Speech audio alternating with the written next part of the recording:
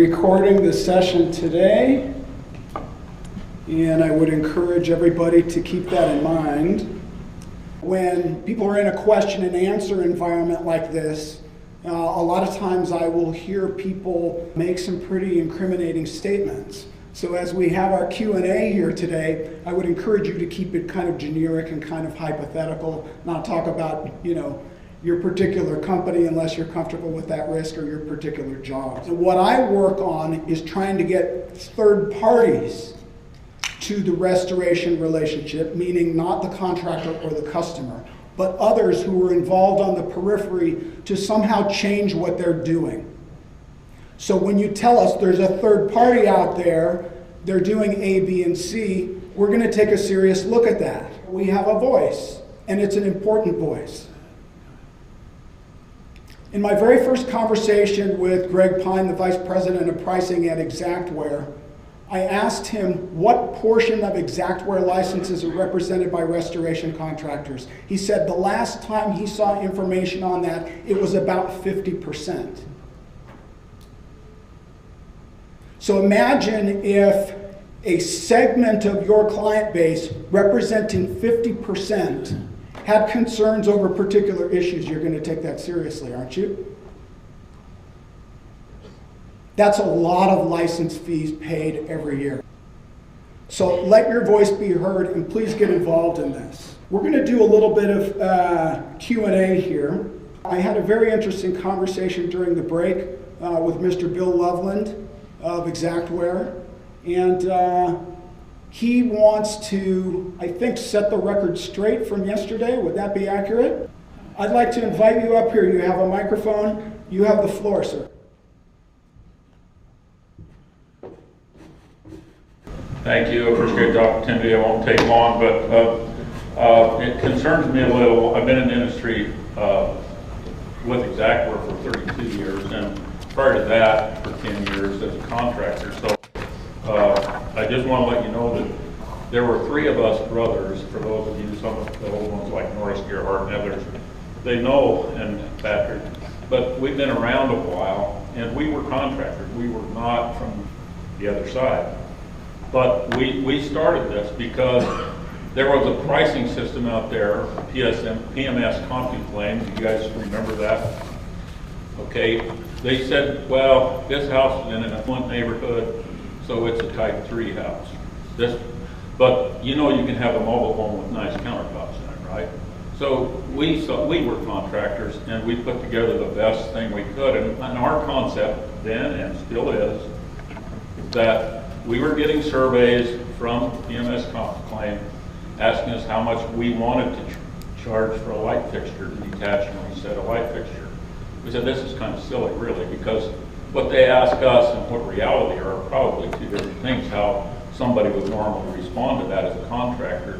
We need to know what people are using in the estimating process.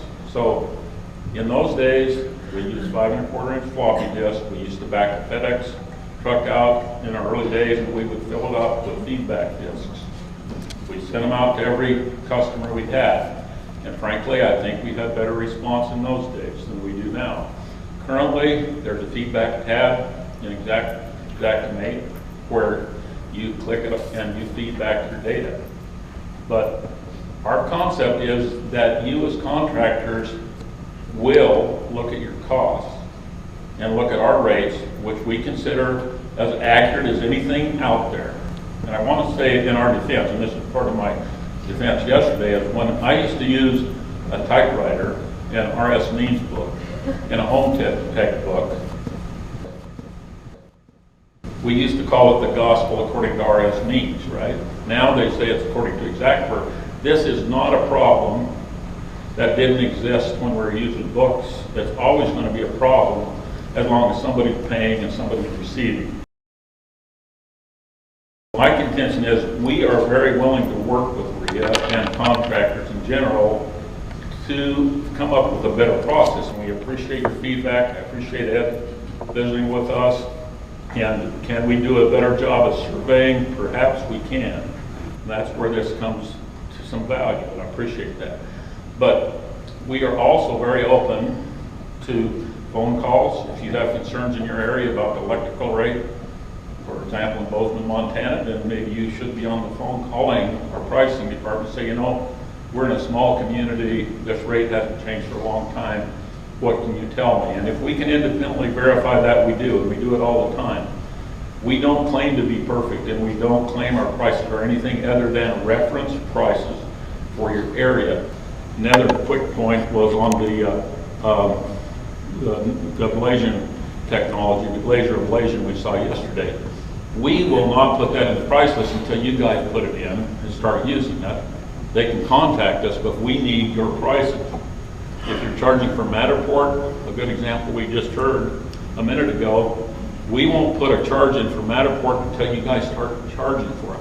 When thermal imaging first became popular, we put it in as a bid item because nobody would put it in at any particular price that had any consistency. In fact, most people did it for free. So my point is, we're very open to feedback. We do need you to put new items in because we report on them. You can contact us at Xactware. Just look at our 800 number, ask for pricing, or email us at pricing@xactware.com. It's as simple as that, and we look forward to working with you. I've been at RIA since the 80s, so I have come almost every year since then.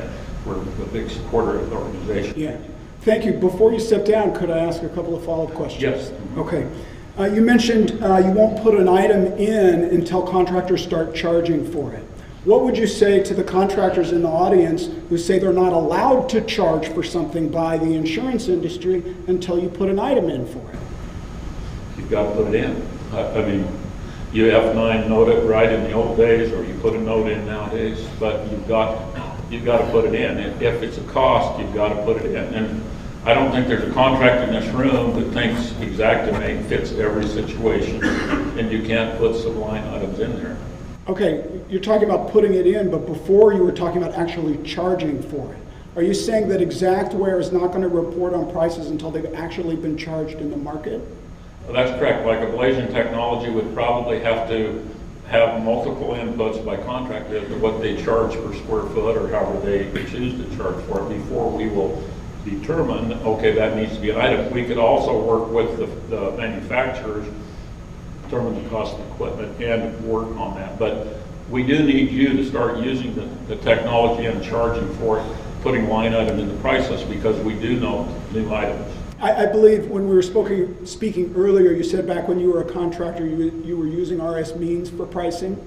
And home tech, yeah. Okay. When you came upon a new technology or something that you wanted to use that wasn't already in RS Means, did you ever have an adjuster say, if it's not in RS Means or one of these two, you can't charge for it, we're not going to pay for it? I don't recall that, and they didn't have the presence we have, if that's your point. Yeah, At okay. this point, we don't have the same presence. So, I mean, we have more presence than RS Means did, surely.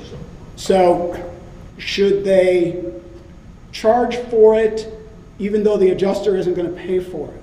The adjuster says, no, I'm sorry, we don't pay for that. I was an estimator for many years, and if you haven't argued with an adjuster about what they're going to pay, you're not much of an estimator. I'm just saying, I hear what you're saying, but we can't resolve those negotiations. They're always going to be there. Right. You don't want to get in the middle in the disputes between the contractor and the insurance company, right? No, that's kind of frontline type. Yeah, that's unless it's some anomaly that's out of order, you know. Right, I understand. You can point out that, and we're glad to work.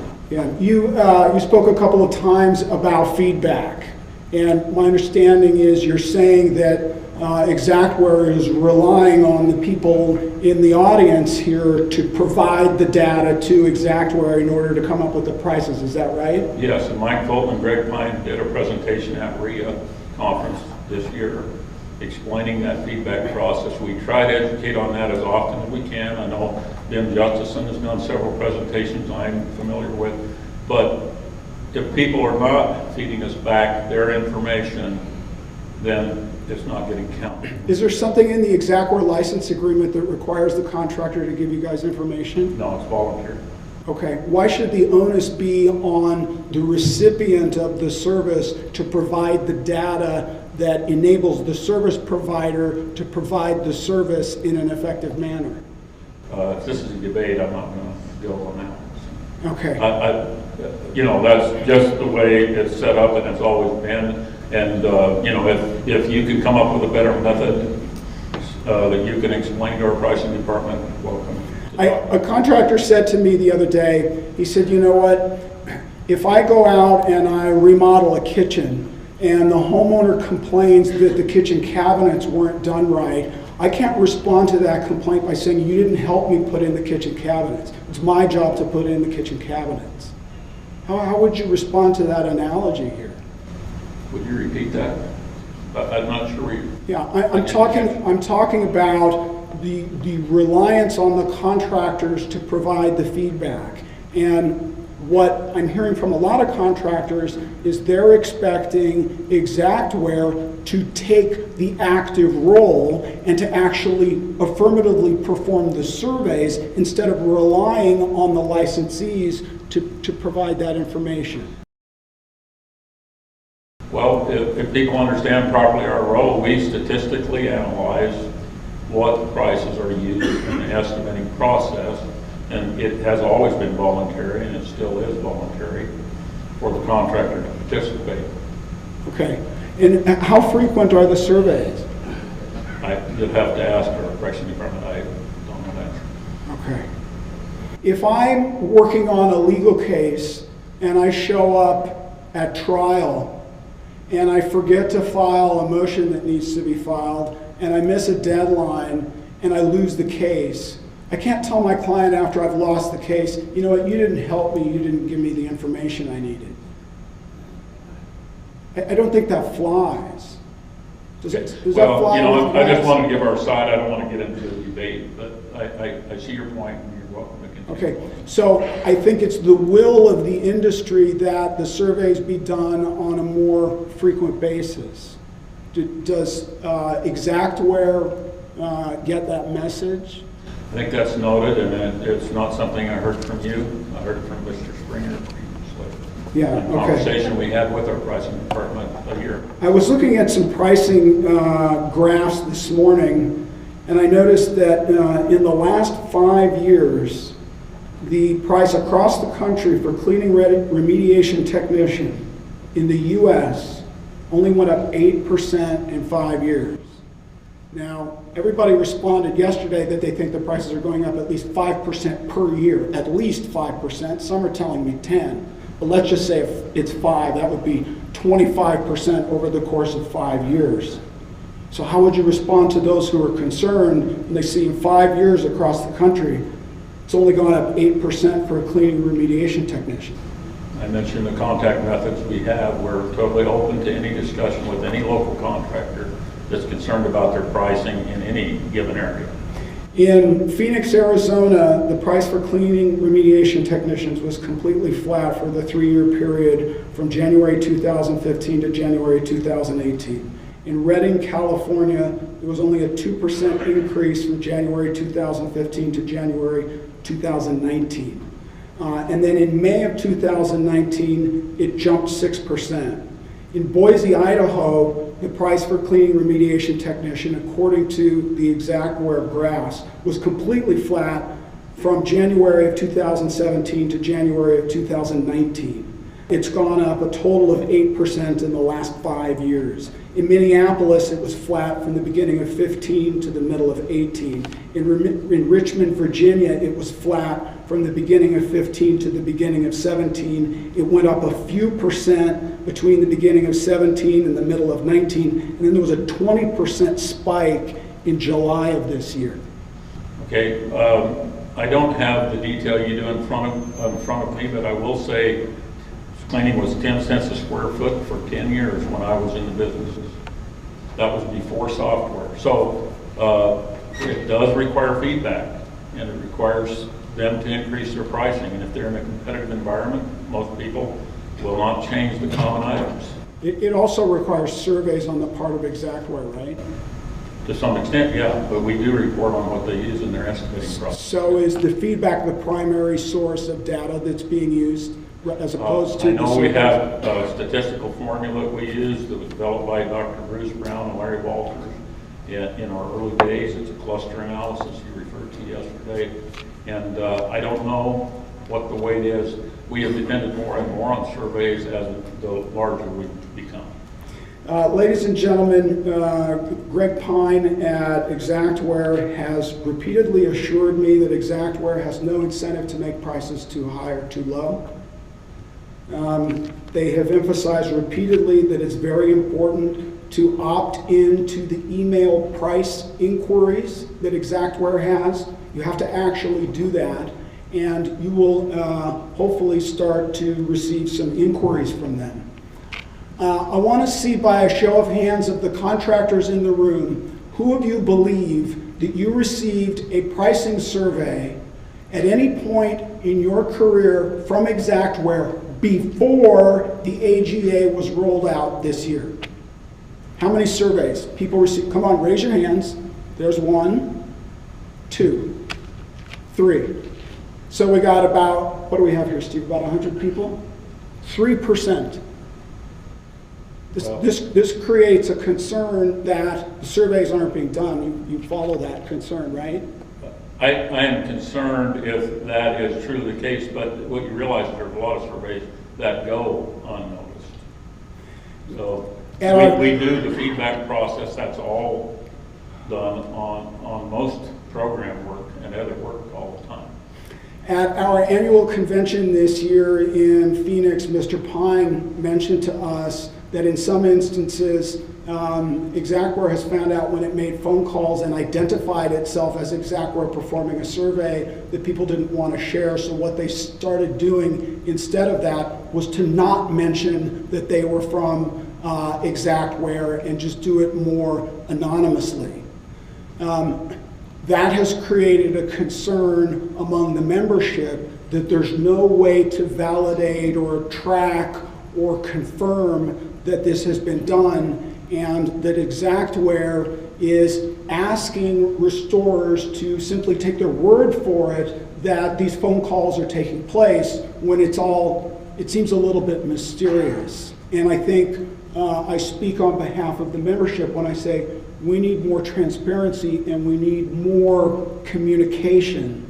And I'm very grateful to you for being here today to speak with us about that. And I think and hope that you follow where we're coming from, right? Yeah, your concerns are noted, and we're glad to work with you. Okay, who has questions for Mr. Loveland? Yes. So we've been told for years contractors are bad at responding to the pricing feedback. If we're about 50% of your customer base and the insurance company side is about 50%, how good is the insurance company side at providing feedback on pricing, especially compared to the contractors? You know, I don't have the percentages at my fingertips, sorry.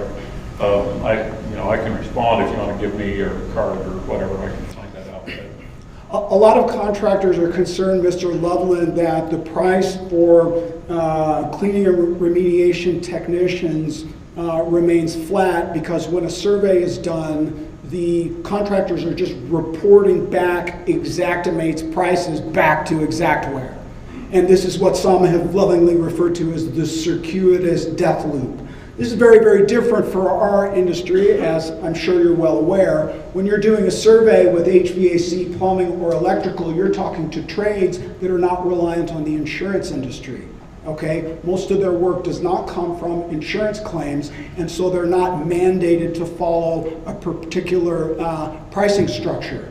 But these ladies and gentlemen here, your customers, they are reliant on insurance dollars, and that's where Xactimate comes in. I'm hearing the majority view that Xactimate has a monopoly over this, and so they believe that they're stuck and they're locked in because the only prices that are being used to determine Xactimate prices are Xactimate prices. How do we break that loop? Feedback. You've got to have the nerve to charge what you need to charge. The adjuster says, I won't pay for it. We only pay Xactimate prices. It's not about nerve, it's about getting paid, right? So they're not going to want to issue any check whatsoever unless you bill according to Xactimate. That's what they're stuck with. I hear what you're saying, but I've been in their role for many years. I know it's always an argument, and I know you can win many times as long as you explain yourself. Okay, we're out of time. Thank you very much, Mr. Loveland.